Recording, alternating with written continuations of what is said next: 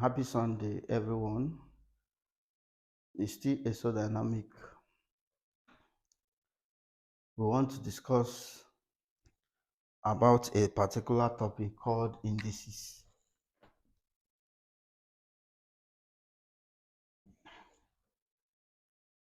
Indices is an XS1 mathematics scheme whereby you have the laws that we follow. When you follow the laws, you get the questions. One thing is to adhere to the laws, another thing is for you to solve. There will be no question you cannot analyze in indices. It's very simple. And that is why we need to know the laws. We need to know it. When you know the laws, you get your questions. And most especially, when you get your WAEC, some of this analysis you solve, some of the questions you solve, the final answer always arrive at indices. And when you have problem with the indices, you cannot get the answer. In marking scheme, all those things, it has points. Even the final answer has points. The solutions are set in evaluation step by step when you are solving a particular question. So there are some points when you get to the indices format, if you could not analyze it, it becomes an issue. You lose the mark. Yes. So we are going to start with product law. Product law. Product law says that we are going to have two bases. Ejima, when you have twin sisters or twin brothers. When you see a twin brother carrying a baby, and you see the same, another twin brother, they are the same family, a family, a mother, born twin, two brothers. And provided that they are two brothers and they are twin, that if they have two things at hand, that automatically you should take one of the twin brother and add those two things that they are having at hand. That is my analysis here. Physically, I analyze it. What do I mean? When you have something like a raised to power m multiplied by a raised to power n, that these are the twin brothers. So that for you to get this very answer is simply taking one of the base and add the two powers. It becomes the law of indices. Yeah, that's the law. So that when they give you, if they give you any evaluation, you follow the law. Once you follow the law, you get the answer. No, if I get my point. So when you have something like 2 raised to power 2 multiplied by 2 raised to power 3, look at this man. Are they on the same base? They have the same base. You can see them, the same base. Yes. So you simply do what? Take one of the power, then add the two powers. Sorry, take one of the base and add the two powers. Automatically, we are having 2 raised to power 5, which is going to give us 32. Am I communicating with somebody? That's the answer. That's the law of indices. And most of the times when they give you question in indices, they must not present it in the same base. They mustn't. You shouldn't have it in the same base. Yeah. Sometimes they make it complex for you. It is now left for you to use your head. Can this thing be converted to the other base? And once it can be converted to the other base, go ahead and solve your question. When you have 4 raised to power 2 multiplied by 2 raised to power 1. Look at this man. What's the question? Can you see? They gave us this man. 4 is a different base, 2 is a different base. They are not the same number. They want to confuse you. So, can we convert this 4 to base 2? Yes. Because I know that 4 is something as 2 raised to power 2. And I already have that 2 up. I multiply it by 2. Multiply by 2 raised to power 1. Am I communicating? Yes. Automatically, I still have the same thing as 2 raised to power. 2 by 2 is 4. Multiply by 2 raised to power 1, which is still give me 2 raised to power 5. Am I communicating with somebody? Look at the first example we have as example 1, example 2. So they are the same answer, but not the same question. Not the same format of question, but the same answer. Because they want to confuse you. Yes. So I'm going to still have 32 as the answer. I don't know if you're getting my point. Yes. That's the game. They put it in such a way that you would not know how to bring it down to that format of the same base. That is the product law. Now we talk about quotient law. Quotient law or division law. Quotient, you are dividing, is a division law. Quotient law or division law. That is, we are still in indices. I'm trying to get all the laws. Our quotient law told us that the same base that we are having as our A, that if this man is raised to power m, and we are dividing it by a raised to power n. Look at this man is multiplication. Now this man is division. Automatically, is giving us a message that we are talking about division law. I still want to use the same samples. Yes. Still want to use the same sample. What do? This man said that I just take one of the base and subtract the denominator power from the numerator power. Subtracting the denominator power from the numerator power means that you subtract n from m, which is m minus n. That is the analysis. That is. You have it to be this division law or quotient law. This. So that if I still bring this my man as 2 raised to power 3 multiplied by, we are talking about division, divided by 2 raised to power 2. Is it not division law? This is division law. Division law. So that I have this man to be taking one of the base, then subtract the denominator power. That is the message. Subtract that denominator power from the numerator. I'm having 3 minus 2. Automatically is 2 raised to power 1. And 2 raised to power 1 is 2. Yes. Anything raised to power 1 is automatically that thing.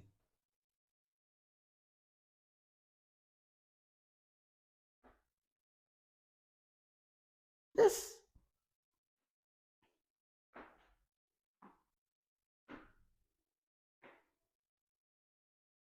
Now we have the third one.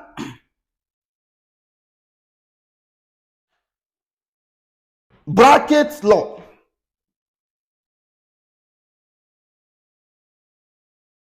Bracket index law. Of course, bracket index law. Remember that when I say index is something as power. When I have something like a raised to power m into n, bracket index law. It's a message. You're having a raised to power m into n. Is it not a message? It's a message. That bracket is that you have to open it. Yet now you have not analyzed this man. It's an unfinished work. And that is a bracket index law. So for you to get this man, automatically you are going to still repeat that base, which is our A. Then the bracket which is inside the N, we need to open it. Automatically it's going to give us MN. Simple. Simple. mn. They're going to give us mn. And add mn is m multiplied by n. I still have, for example, I have 2 raised to power 3 into 2. Brackets index law. Is he giving us a message? He's giving us a message. It's a message. So for you to get this man, it's automatically 2 raised to power 3 by 2 is automatically 6. It is telling us to multiply it. Open that bracket.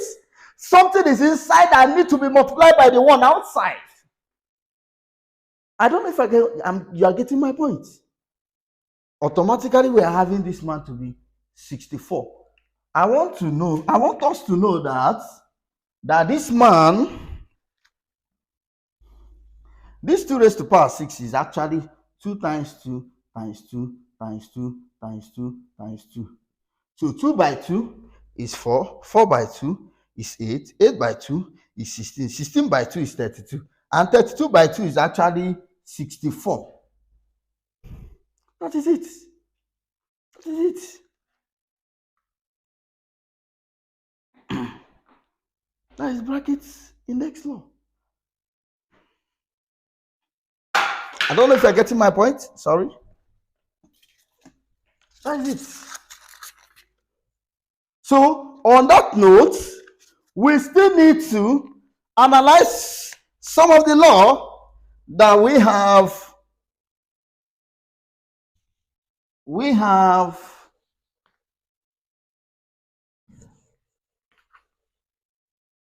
other laws as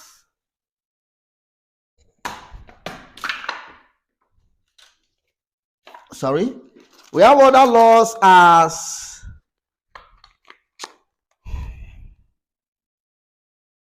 we have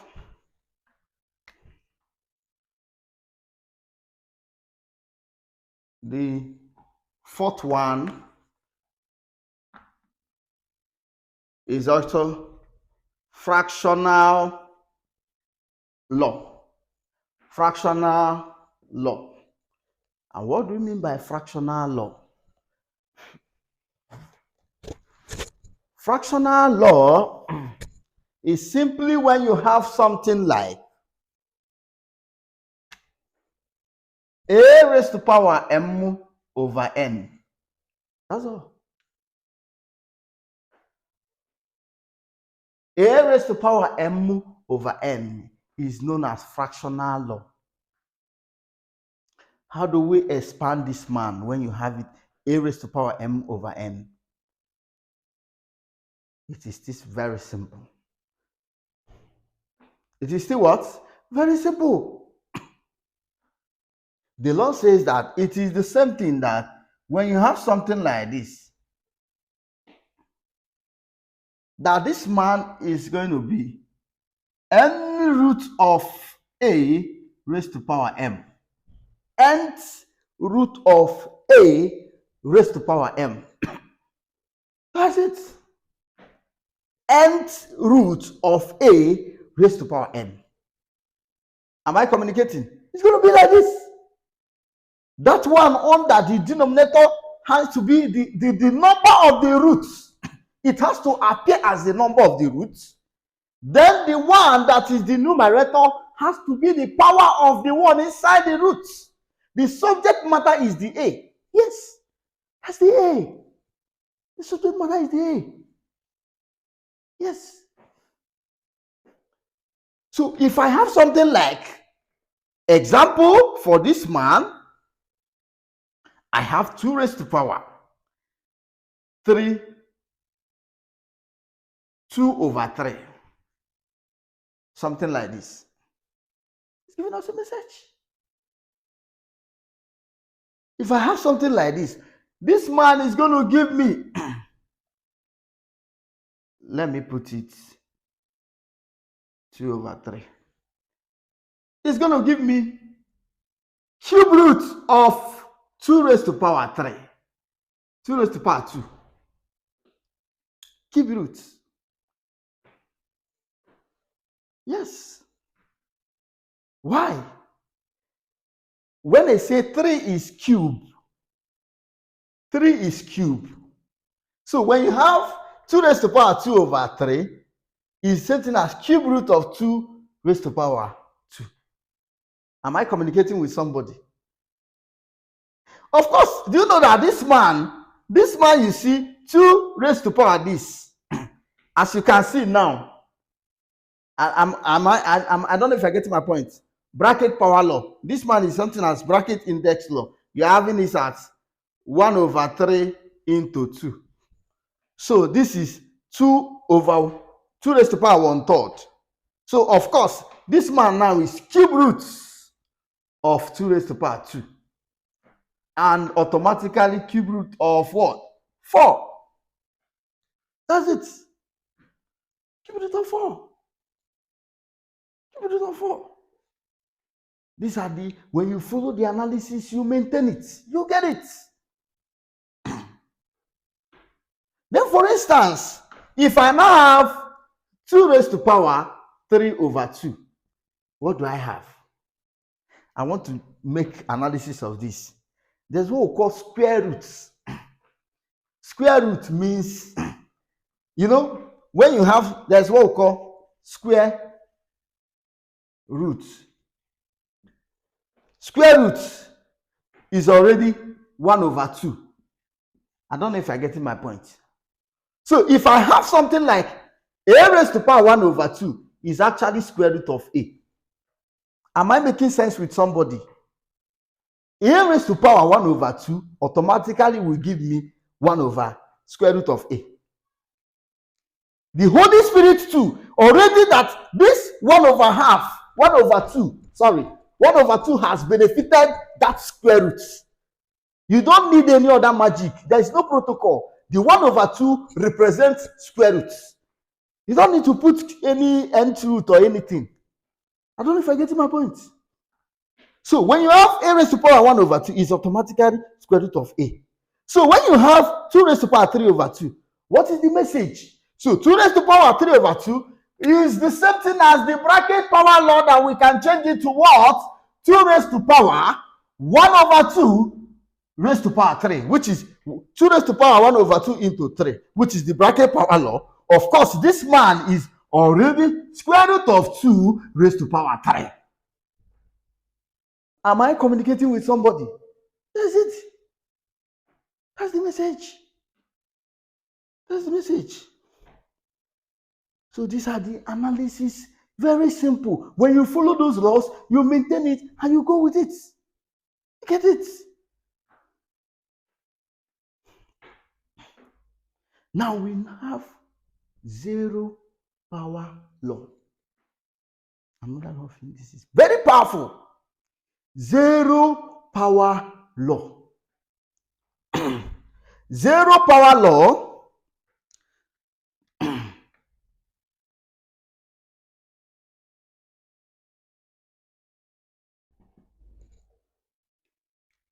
I was telling one of my students 5 years ago that you don't even know that any number raised to power 0 is actually 1.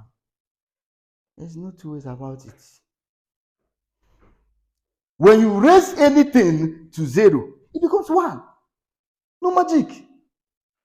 1 billion naira raised to power 0 is actually 1. Yes. It's actually 1. So this zero power law would also let us to know that a raised to power 0 automatically we are having it to be 1.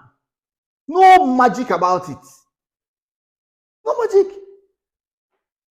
So if I have 2 raised to power 0, what do I have? 1.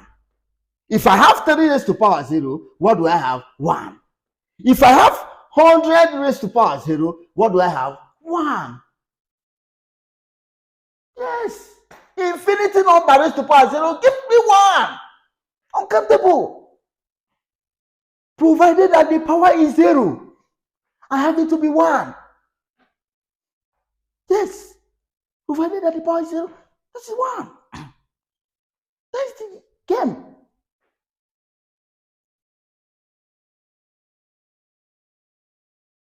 Another thing you people did not remember. Can I wipe this one off? Have you copied? I want to wipe it off. One thing I want to still remind you is this. You don't even know that we have something like negative power law. Wow. They call it inverse law. Negative power law gives me inverse. When you have a negative power, negative index, I have it to be inverse. How? How? When you have something like a raised to power minus m, uncle, I have something like this. How do I express it? How do I expand it?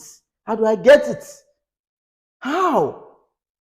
This man is the same thing as, look at, this minus that you are seeing as power is very powerful. You don't know. This minus is going to take a position. It's going to take an original embedded solution that when you're having A, which is the base, power of minus m, the man says, Indices told us something. That you, whenever you have something like this, first of all, write 1 over. Am I communicating with somebody? Forget about all this. You don't need to worry yourself about it. Once you have a negative power as this, represent it with 1 over. And that one is going to start at the numerator. Anything you're having here has to come down. Yes. The one stands at the numerator. That is the embedded factor. When the one is the embedded factor, automatically I'm going to have a raised to power m. Am I communicating with somebody? Very simple. Simple.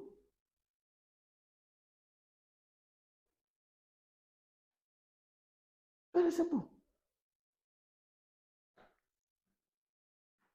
That's it. So if I have something like 2 raised to power minus 3. Oh my goodness.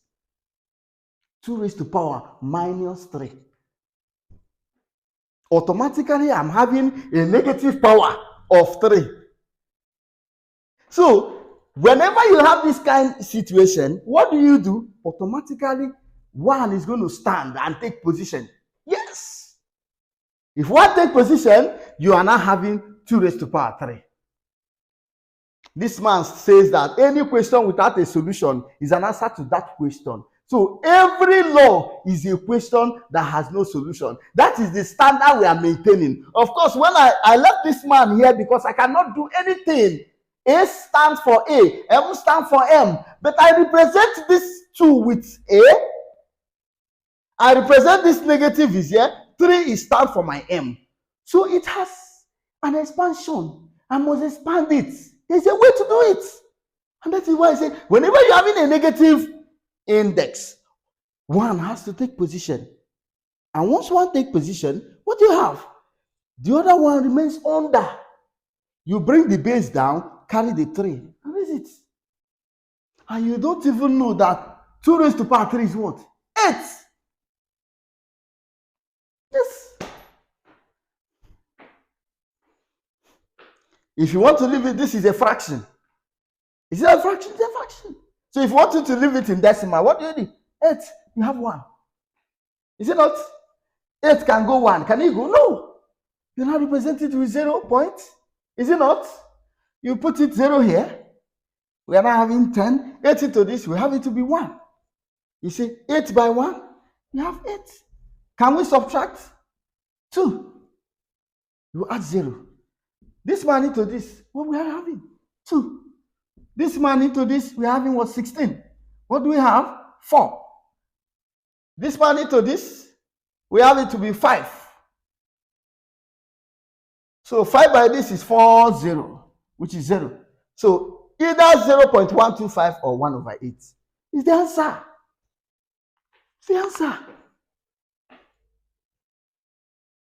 These are the laws that we maintain. And when you maintain it, there is no question that you could not solve. Yes. Yes. So let's solve some of the questions. since we've understood the laws, when you follow the laws, definitely you get it. You get everything you want.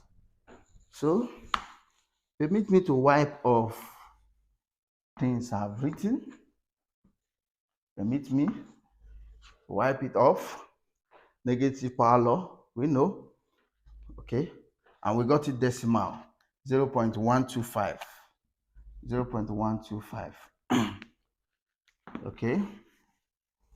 So we have some of the examples that we can solve, some of the questions that we can analyze so that we keep enjoying it.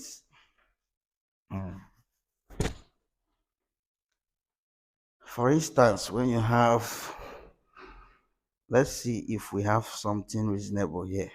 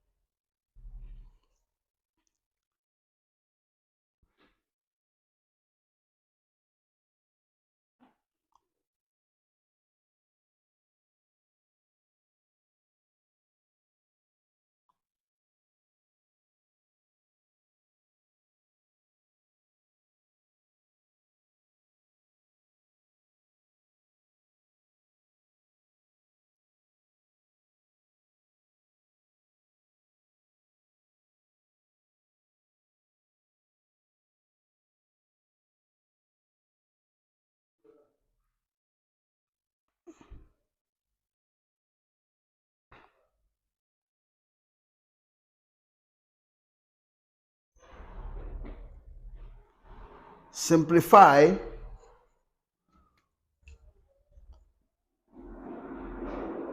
27 raised to power 1 over 3. 27 raised to power 1 over 3. When you have something like this, then 7 raised to power 3, this man is 27 raised to power 1. 1 over 3. Now, this is, we are having a fraction law. This is called fraction index law. Fraction index law. Remember what I said before, that they can never put it in such a way that it will be very easy for you. You have to bring it down. This 27 as a base, we should be looking at a number that we can reduce it so that it will have its own power. 27 becomes the base now. And as it starts now, there's nothing we can do except when you bring this 27 down. We need to bring it down. We need to evaluate 27 down. And we don't even know that this 27 is 3 raised to power 3. You don't even know. Then 3 raised to power 3, I have to separate it with the bracket power law because I'm having a power to separate it with. Am I communicating with somebody? Is it bracket power law? Yes. So that this is a secret. We are having a message. Do we have a message here? There's a message. There's a message. We have a power as 3. 3 raised to power 3 multiplied by 1 over 3. Because when you have a bracket, it means multiplication law. Also, you don't even know that 3 raised to power 3, we have to multiply. Because when we had a raised to power m into n, we actually multiply and say mn.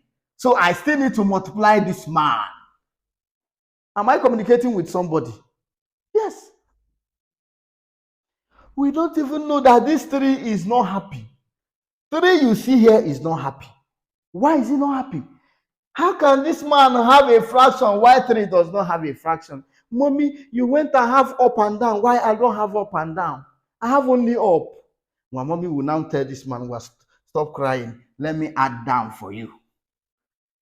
Mommy added 1 to 3 because mommy knows that whenever you divide, whatever you divide by 1 is that thing. So it has no effect. He now gave this Abigail over 1 so that he will be happy. If mommy did not give Abigail 1, Abigail is not going to happy because this man, Amarachi, has 1/3. Mommy, you just kept me alone. I need to have one. I need to have up and down. You only bought only one for me. He now turned it to over 1. You don't know. And we are the same thing. They're the same thing. And that is why you are turning it over 1 because you're having a message. Automatically, I'm having 3 raised to power. 3 by 1 is 3. 1 by 3 is 3. Remember that whenever you have a fraction that has the same number, fraction of the same number is equal to 1. Yes. A fraction of the same number is 1. Numerator and denominator, they are the same. You cancel each other, it becomes 1. And that is why we are going to cancel it. I have 1, which is 3 raised to power 1 is equal to 3. That's all. Remember, simplify. It's a complex number, and we actually simplify it, and we got 3 as the answer. And don't forget my point. That's the game. That's the game. That's the game. That's the game.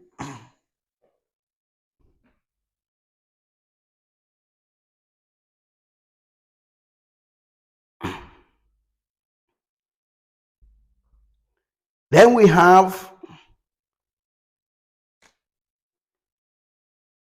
simplify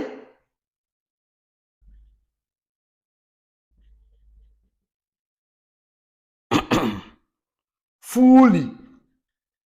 They say fully.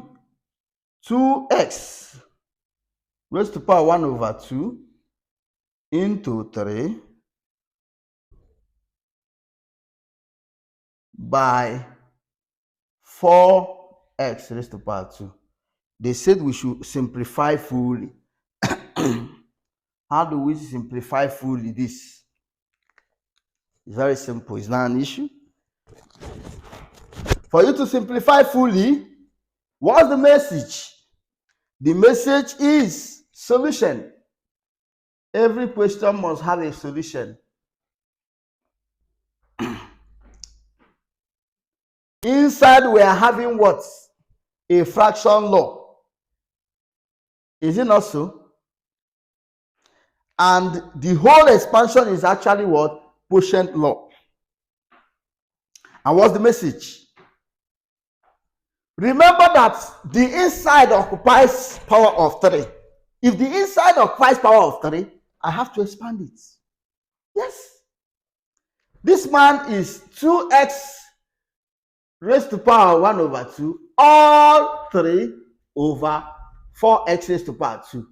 This man is something as 2 raised to power 3 into x raised to power half into 3. We are having it 4x raised to power 2. Am I communicating with somebody? I've succeeded in sharing. This 3 now has 2 of them. And they are inside dragging this 3.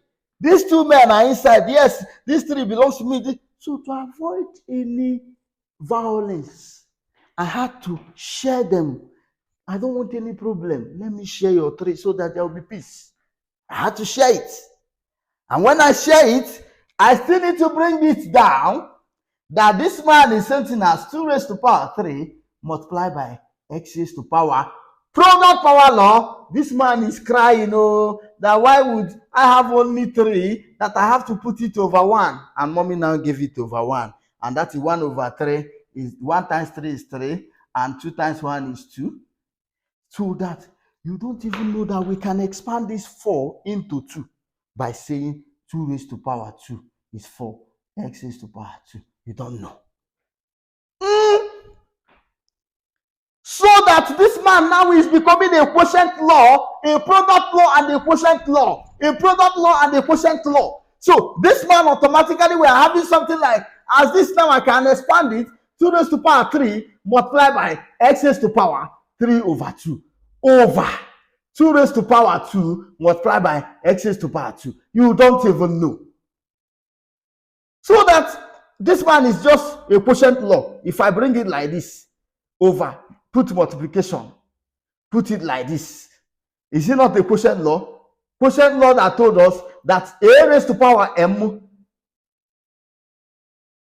divided by a raised to power n, that I have a raised to power m minus n.